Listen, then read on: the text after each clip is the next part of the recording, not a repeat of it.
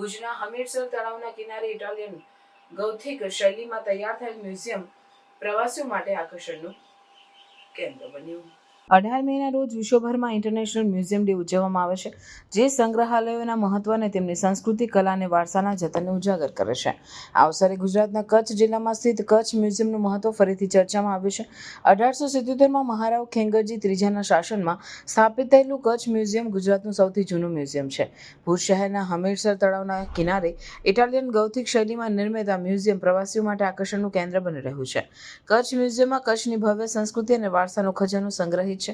અહીં 1મી સદીના શત્રપ શિલાલેખો, સિંધુ ઘાટીની સંસ્કૃતિના વાસણો, કચ્છના વિવિધ સમુદાયોની પરંપરાઓ, હસ્તકલા, વસ્ત્રો, શસ્ત્રો અને સંગીતવાદ્યો સહિત અનેક ઐતિહાસિક વસ્તુઓ પ્રદર્શન માટે મૂકવામાં આવે છે.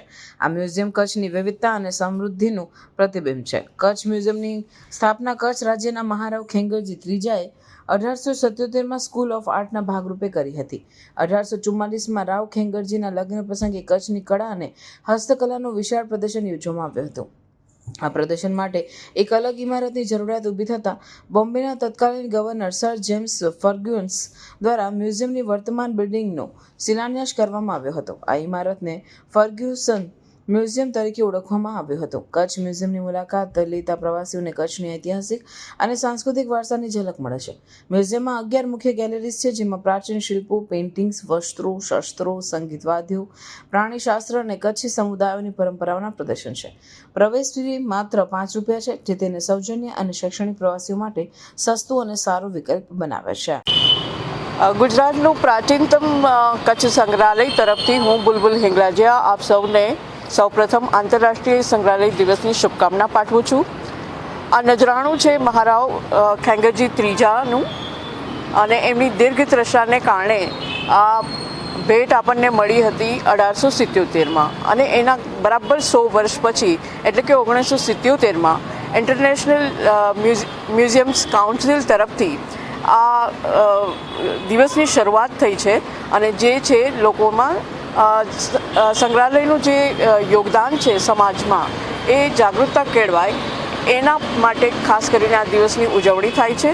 સંગ્રહાલય એવી જગ્યા છે જ્યાં સંસ્કૃતિનું આદાન પ્રદાન થાય છે, સંસ્કૃતિનું સંવર્ધન થાય છે, લોકોમાં જન સમુદાયોમાં આની સમજૂતી, સહકાર અને વિકાસની ગાથાઓનું માટે આ નિરંતર ભાગ ભજવતું રહે છે, અને કચ્છ પણ એમાંનું એક છે.